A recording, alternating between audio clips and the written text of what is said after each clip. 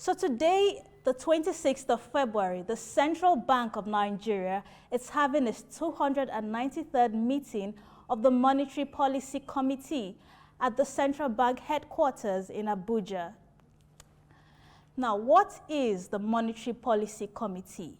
So I'll give you a very short intro concerning the Monetary Policy Committee. In 2007, the Central Bank of Nigeria Act, which was established to create the Monetary Policy Committee, it facilitated the attainment of a price stability and the support of economic policy of the federal government. The MPC also formulates monetary and credit policy and meets regularly to discuss these policies. They also make decisions on global and domestic economic development and what will be obtained in the future. Now, the results of these meetings are shared with the public through a policy communique, and it is read at a press conference by the CBN governor.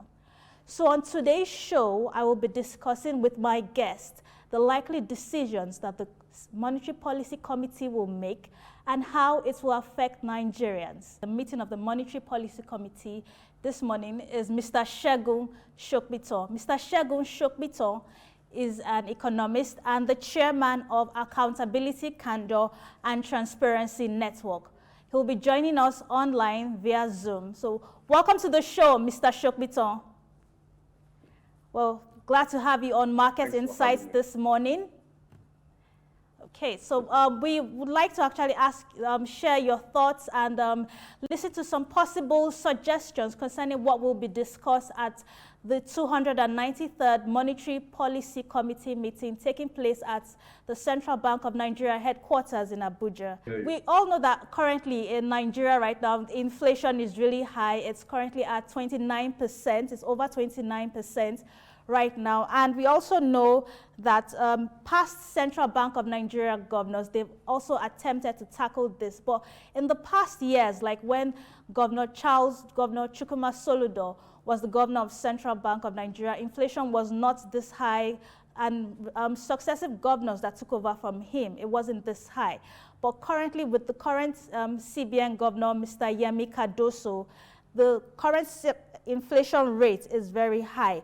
So concerning inflation, what kind of, do you think there will be a downward trend that will, due to the trend right now, the high inflation, do you think that that they'll be actually reporting a more, how do I put this now, a more, there'll be a downward trend concerning inflation? Do you really, what are your thoughts on this, please? Okay, so thanks for having me again. I mean, look, the story with regards to inflation over the last 4 or 5 years has not been a very pretty story. It's been a picture of instability, continuous increase, inflation in the country. It's a good thing that you mentioned previous CBN governments. If you look at the track record of this CBN governors, Charles Soludo, Lamido Sanusi, who took over from him, and Godwin Emefiele, we find that the most successful amongst these 3 CBN governors with regards to managing inflation was Lamido Sanusi. And you know, a critical review of the MPC decisions, the MPC considerations, sentiments under these 3 CBN governors will probably give you some sort of an indicator as to why Sanusi succeeded where perhaps especially Emefiele has seems to have failed so significantly. Now, the question you asked is a simple question. Do I think there's going to be a downward trend? If you look at how the CBN has tried to manage inflation under Emefiele, you would want to hope that there will be a change from this CBN. If that happens, then we should see a downward trend. If it doesn't happen, then it's going to be business as usual.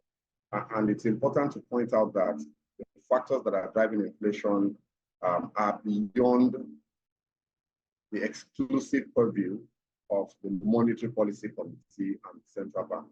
So the issues that are driving inflation besides, or let me put it this way, the issues that are driving inflation go just beyond money supply issues. There are also fiscal issues, there are economic structural issues, there are infrastructure issues, all tied to, the entire situation, which makes it perhaps significantly more challenging to find a solution to this. If we're going to see a downward trend, it will have to mean that the Central Bank of Nigeria, through the MPC is meeting, I think it's today and tomorrow, through the MPC, as well as the Ministry of Finance, deploying various fiscal instruments, policies, and all of that, working hand in hand with other cabinet ministers under this administration, will have to all put their heads together on one table to bring down this inflation issue. The National Security Advisor, the Minister of Defense, the Minister of Transportation, Works Minister, and so on and so forth, must all come together, because every single one of these people, Minister of Agriculture, Minister of Water Resources, all of these ministers must come together, sit at a table regularly to compare notes and look at the impact of, it's almost like you are providing a feedback, sounding board feedback mechanism amongst themselves, to look at the impact of the policies that are being initiated, in each of these ministries, and how they're affecting the output and outcomes, amongst all of them. If we're able to coordinate ourselves in this way, then we should see a decline in inflation before the end of the year. It's important to also note that even if we're going to experience this fall in inflation rate, it's not going to happen very quickly, regardless of whatever the MPC decides today, tomorrow. I think, every watcher of events, of economic events in this country has a fair idea of what the MPC decision is going to be.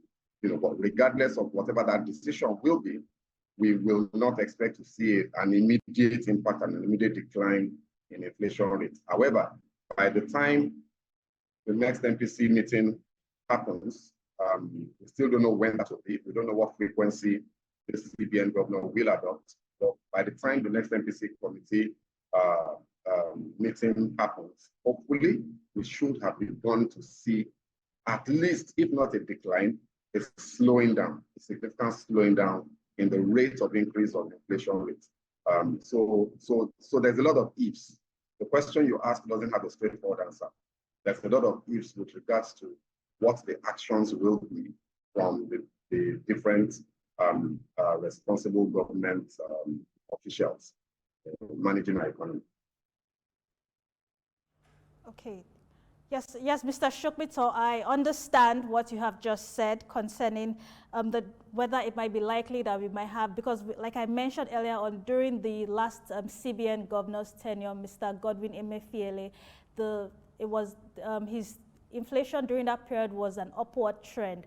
So what do you really think? This is the first time Mr. Yemi Cardoso is having a MPC meeting as the Central Bank of Nigeria governor.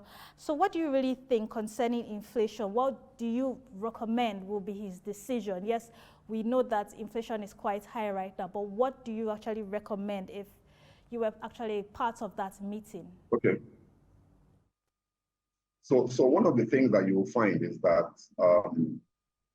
money supply has exploded in the last year.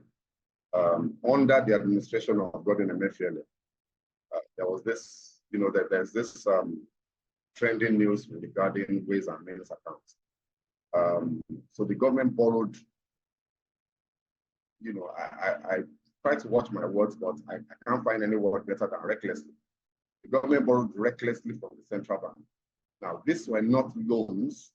These were not loans that were collected from lending agencies, organizations that had, projects tied to them. This was just the government saying, look, we need money, provide money to us, and the CBN simply made the money available through the Ways and Means account. So in other words, we are basically printing currency. When we say printing currency, doesn't necessarily mean that you are printing physical notes. It just means that you are creating money by simple accounting entries, rather than money being created by value addition and value creation. So this practice happened extensively under the Godwin Emefiele CBN administration. And this has seen an explosion in money supply between December 2022 and December 2023. We saw over a 50% growth in money supply. Money supply, December 2023 was somewhere around 55 trillion naira. And in December 2022, pardon me, as at December 2023, we're up to 78 trillion. That's a 26 trillion naira growth in a one-year period. I mean, this is pretty much almost suicidal. And it's not therefore a surprise that we're seeing, what is happening with regards to inflation rate. Now, let's not forget, and this is, the tricky situation with Nigeria, that beyond money supply, and, for the layman that is watching, money supply is important because, as you would say, secondary school economics, O-level economics will teach you that inflation happens when too much money is chasing too few goods. So if you have your money supply expanding as rapidly as what we have seen in the last 1 year, when output is also not growing commensurately, when your GDP and your economic output is also not growing, then inflation will happen. Now, in addition to that standard textbook definition of inflation, you also have cost push factors, that are driving inflation. You have the security situation and food security problems, where farmers are unable to produce enough food and we're having to import. So on the one hand, you've got that. You've got infrastructure challenges that prevent food from getting from the farm gate to the market without a significant escalation in the cost of transportation. You've got exchange rate issues tied into that, where you're importing a lot of food and a lot of other items that you need in the economy, and your exchange rate is not stable, right? So there's a bit of a feedback loop, within all of this, because at the same time, whilst you are talking about devaluation of the currency, and the impact that will have on food prices and other goods and services prices, you also have the money supply problem, where there's so much money circulating in the system that demand pressure on your currency is inevitable. So you'd have Naira pursuing dollars, and that will devalue your Naira. So you put all of this together and you realize that you are just in a conundrum where there is a multiple set of factors working against you as an economy. So now, what should the CBN do? There are two things that I think are under the direct control and purview of the CBN: the money supply issue and the exchange rate management issue. For the money supply issue, the solution and the action that will be taken is obvious. We are going to see a significant raise in the monetary policy rate from this MPC meeting. In fact, some experts are expecting that it to be an unprecedented raise. So typically when an MPC meets, you would have either a hold, or you would have an increase or a reduction in interest rates. Always three decision possibilities. So everybody is expecting a tightening. In a tightening scenario, you're going to increase rates, and we're expecting a significant tightening, where we're talking potentially maybe up to 500 basis points. In other words, up to 5% increase in monetary policy rates. Monetary policy rate is 18.75% as we speak today. So we're saying there's a possibility that at the end of the MPC sessions tomorrow, we may have monetary policy rates, trending at around 23.75%. Some more conservative analysts will say that MPR will be raised by at least 200 basis points or 2%. So we may see MPR going to 20.75. Now, why is this important? First of all, when you do that, you make it attractive for liquidity funds, to go into investments. take advantage of those rates, which would tighten liquidity in the system. You would make inflow of foreign capital importation will hopefully also be impacted because your real returns within the economy would have increased, which would make investing in that economy for portfolio investors and direct investors, foreign direct investors, more attractive, which would then have a loop effect on your exchange rate. You see a strengthening of your exchange rate. So monetary policy rates will go up. I am a bit of the conservative school of thought that when you increase monetary policy rates, that has a multiplier effect on the cost of borrowing within the economy, which has an impact on the cost of goods and services. But in the situation we find ourselves, I don't think we have too much of a choice. We do have to increase monetary policy rates. The second thing that I think that the MPC will need to speak about, the CBN now, and through the MPC, is to talk about what is going to happen with the exchange rates. In the last 2 months, we've seen a volatility of over 100% devaluation. There's no economy that can survive, with 100% devaluation in 2 months. That is unprecedented. So there has to be critical actions, fiscal policy measures to improve liquidity in the foreign exchange markets that will see a collapse, a significant collapse of the exchange rate. We want to see the Naira strengthen significantly against the US dollar, which will then again have a multiplier effect on inflation. So the two things that I think that we need to see from the CBN, from this NPR, would be the tightening decision, where you would see monetary policy rate going up, and then more coordination and coherence with regards to the exchange rate management policy decisions. There have been quite a lot of them in the last 2 months from the Yemi Cardoso CBN.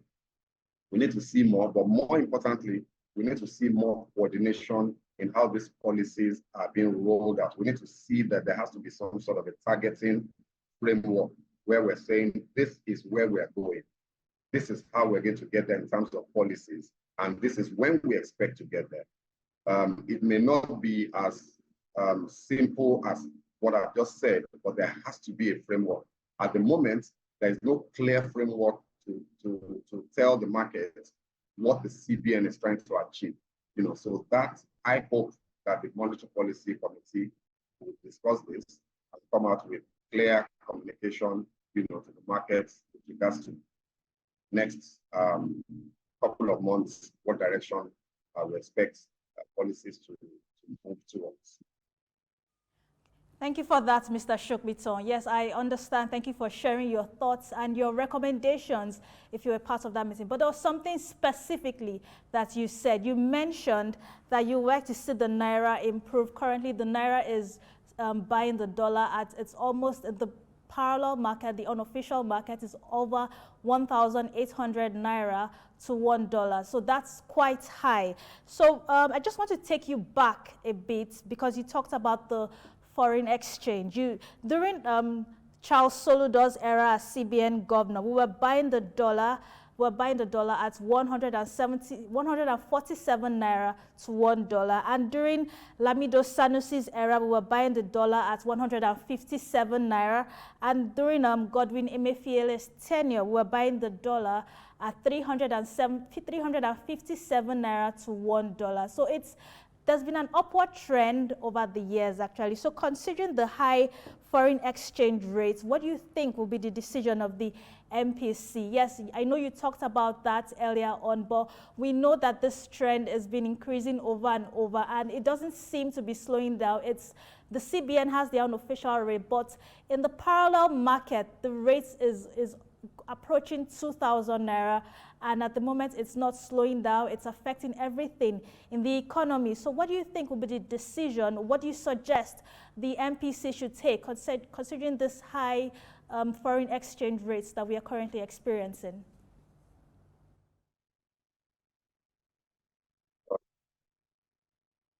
That historical perspective is important.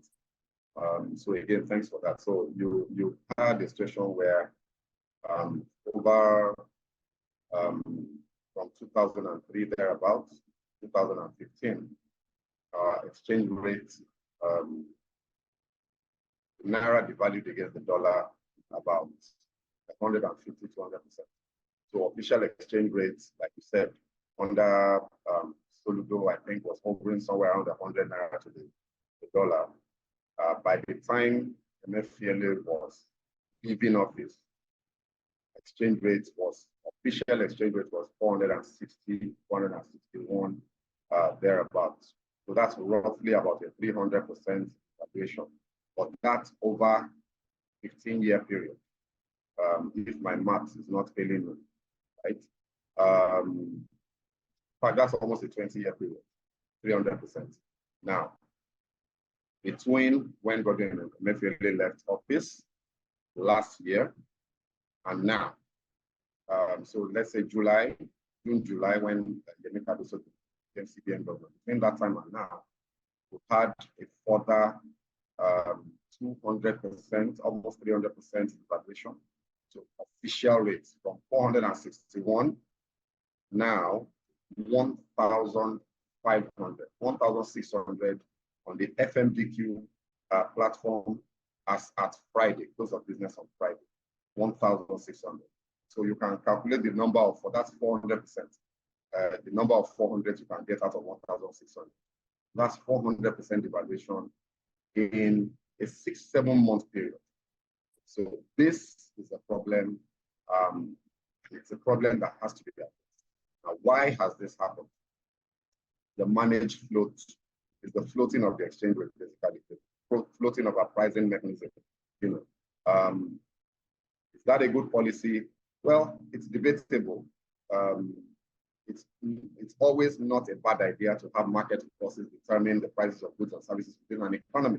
Because if you do that, then the theory is that you allow the free flow of trade, free exchange in both directions. So in the case of foreign exchange, you allow free inflow and free outflow of capital, right?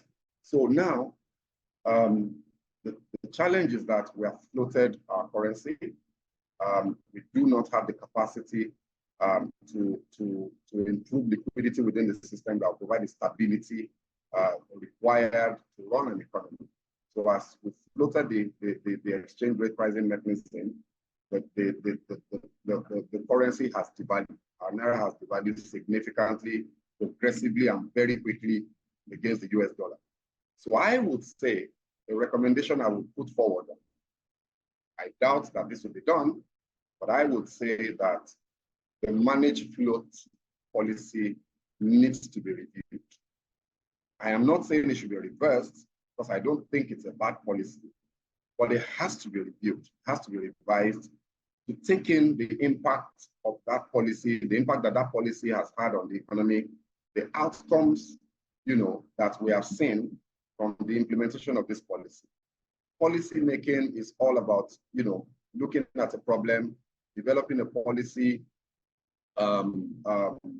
initiative to fix that problem, and taking feedback from the outcome of the policy decisions you have made on the impact it's having or the outcomes you're having with regards to the problem you are trying to solve.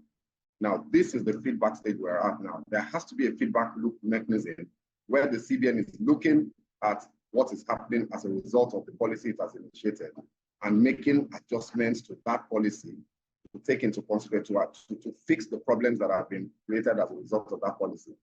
So now, people argue that the CBN may not have the capacity to defend the Naira the way it used to do.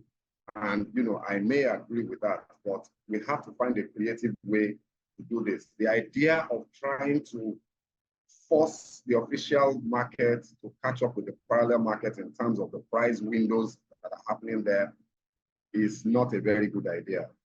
It will never happen because there are other factors that are driving transactions out of the official market into the parallel market. Parallel market, there will always be a divergence. There will always be a divergence between the parallel market rate and the official market rate until we fix our exchange control policies. If we don't fix those policies, that divergence will always exist. If we continue to devalue the official rate because we want to close up the divergence between the official and the parallel market rates, we're going to continue to devalue our currency. So I would say that the MPC will need to take a critical review of our foreign exchange rate management mechanisms and temper the liberal posture of its policy making a bit. We cannot liberalize completely. We can't afford to liberalize to the extent that we are attempting to. So a lot of the volatility that you are seeing is as a result of this liberalization that is being pursued at the moment. The CBN needs to step up, needs to man up, and needs to intervene in the market in one way or the other. Where the liquidity to do this will come from, I'm not the CBN governor, so I leave that problem for him to solve. but I think that absolutely there has to be a rethink of our exchange rate management policy framework to ensure that we don't continue to see this devaluation. There will be a breaking point. It's unsustainable for this to continue to happen. People are predicting that parallel market rates will be 2,000, maybe even go beyond that. We'll have to see how that plays out. Some of the policies that the CBN has deployed in the last 2 to 3 weeks appear to have been working. So again, there's a feedback issue there. What are we doing that we're doing right? Can we do a bit more of that so that we can continue to see results in that direction? So parallel market, I am not sure. I have not done a direct review by myself today, find out what parallel market rates are, but the news out there, these days it's difficult to know what to believe, so I hesitate to quote any numbers. But the news out there is that there has been a slight appreciation of the value of the Naira on the back of the BDC policies that the CBN rolled out last week. If this is true, then kudos to the CBN. But on the overall, I would say that the CBN needs to perform a critical review of its exchange rates management policy framework and make adjustments and tweaks to prevent the collapse that we're witnessing from continuing. Because there's a breaking point. We cannot afford to allow the economy and the country to get to the point of crisis before we change whatever we're doing. It's clear that what we're doing may not be. I use the word may because I don't have the data to support what I'm saying. It appears as though it may not be working. If that's the case, then the CBN must react by making necessary adjustments to this policy framework. How important do you think it would be to attract more foreign investment into the country, and will this also help us to stabilize the exchange rates? Foreign capital. So no country is an island. I think it's important that people understand this. No country is an island. No country operates all by itself. Not even China, that is regarded as the most successful socialistic capitalist country. To put it in a funny way. The countries like China still trade with the rest of the world and maintain a very healthy flow in both directions of capital investments, foreign capital investments. So Nigeria can't be different. So the role, the part that foreign investment will play, foreign investment can be either foreign direct investment or foreign portfolio investments. The portfolio investment will flow to your financial markets, your capital markets, and your money markets, your fixed income markets, where the long-term money market instruments are traded, and the short-term market where you are doing T-bills and other short-term instruments like that. All of these markets must benefit from foreign capital inflows in order for you to have a stable currency. Then you talk about the foreign direct investments, which really will typically be about investments in the economy, investments in infrastructure projects, investments in other parts of the economy outside of the markets. Excuse me. Now, on both scores, it would appear as though, as a result of the reforms of this administration, talking about subsidy removal, talking about the floating of the exchange rate, it would appear, and I keep using these words because for me, there is still no clear data that is tying this policy initiative to the outcomes we're seeing. It's too early to conclude definitively, but it would appear as though we have seen a significant jump in inflow of capital into the country in this period. But the data is still coming in, and we'll have to wait to determine exactly why this is happening. But typically, neoliberal economic policy ideologists would always argue that the more you liberalize your market, the more capital will flow into those markets. So you can argue that the reason we're seeing this jump in foreign investments is as a result of this liberalization and the reforms that we're seeing now. We need to see a lot more of this. And I think that the government needs to do a whole lot more to boost the volumes of foreign investments that we're talking about significantly. The last time I checked, we're talking about 500 million US dollars having flown in, in the last 6-7 months. In the past, we are supposed to be speaking in billions of dollars within a 1-year period. We have had a situation in the past where we have had as much as 12 billion US dollars coming in as FDIs and FPIs within a single accounting period. Can we go back to those days? We've also had a situation where we've had far less than $1 billion. And right now, foreign inflows, foreign capital inflows at an all-time low. Can we go back to those periods? Absolutely. What are the things that are going to drive it? Liberalization, yes, but I would say targeted and measured, carefully deployed liberalization will achieve the same results as what we are seeing, maybe even better results than what we are seeing now. So liberalization of your key, the key fundamental structures of within your economy will be one. The second thing that I think needs to happen is carefully developed policy framework, deliberately targeted at improving capital flows.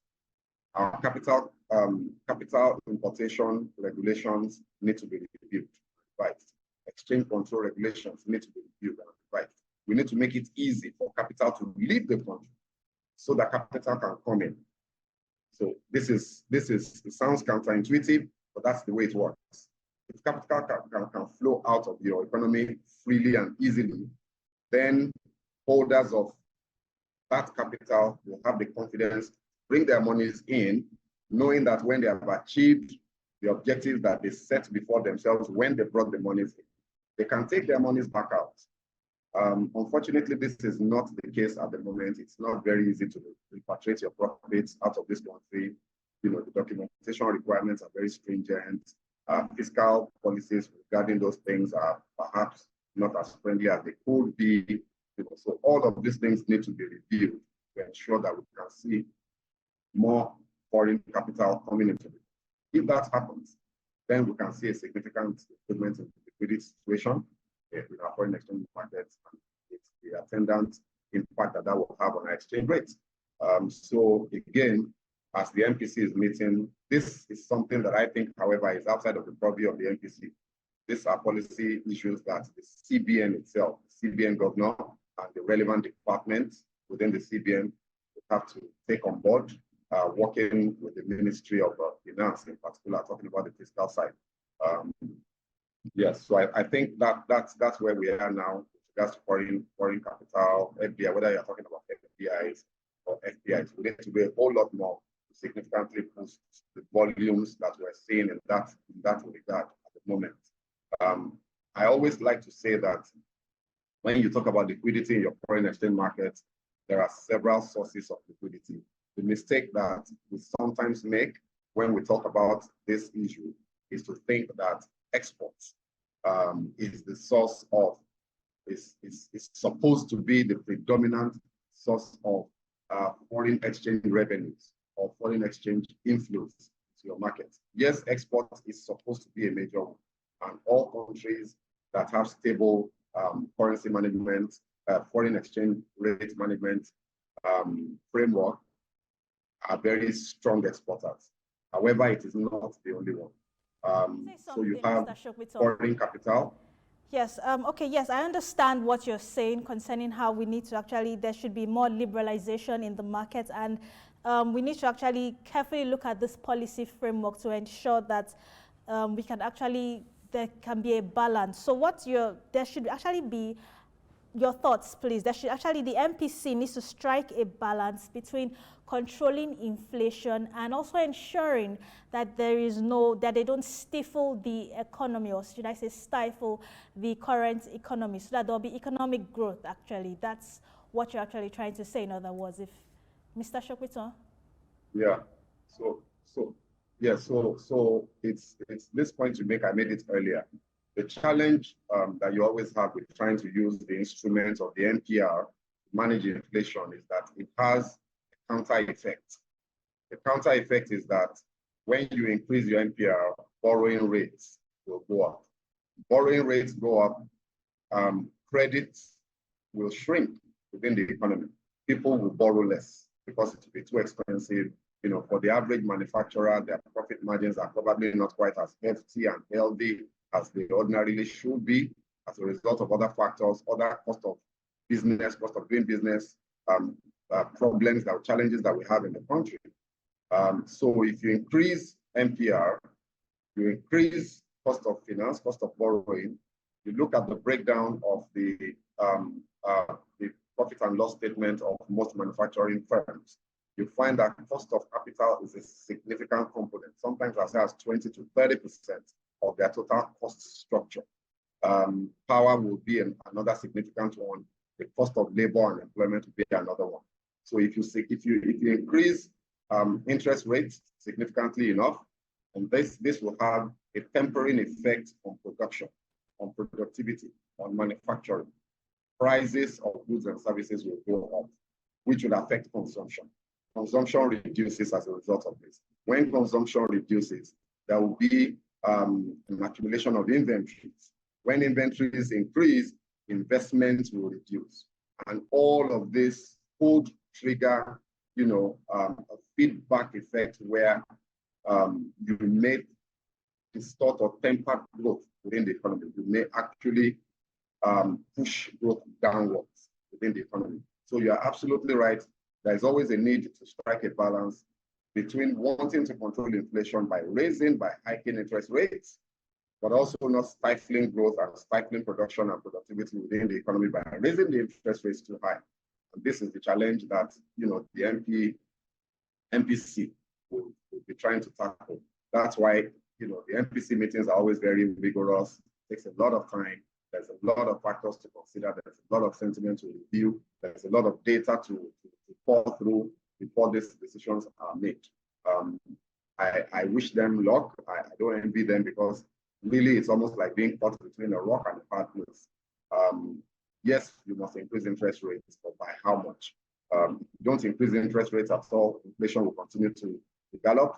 If you increase it and you don't increase it enough, you don't achieve enough with tempering of inflation. If you increase it too much, then you begin to affect growth negatively. So striking that balance is very important. But it's also important to note that the NPR, the monetary policy rate, is not the only instrument with which inflation can be controlled. So I would say that the MPC needs to do what it needs to do, whilst the fiscal side, the fiscal authorities also need to do what they need to do. And then other arms, agencies, and functionaries of this government also need to do what they need to do. Thank you very much, Mr. Sopitan. I was joined this morning with Mr. Segun Sopitan. He's the principal partner, Woodridge and Scott Consulting, actually, and he shared his thoughts with us and also gave his recommendations concerning the MPC meeting taking place at the Central Bank of Nigeria headquarters. So let's just take the selling rates, the official selling rates as at the close of work last week. So the Central Bank of Nigeria, thank you very much, Mr. Sopitan, for joining us, and do enjoy the rest of your day.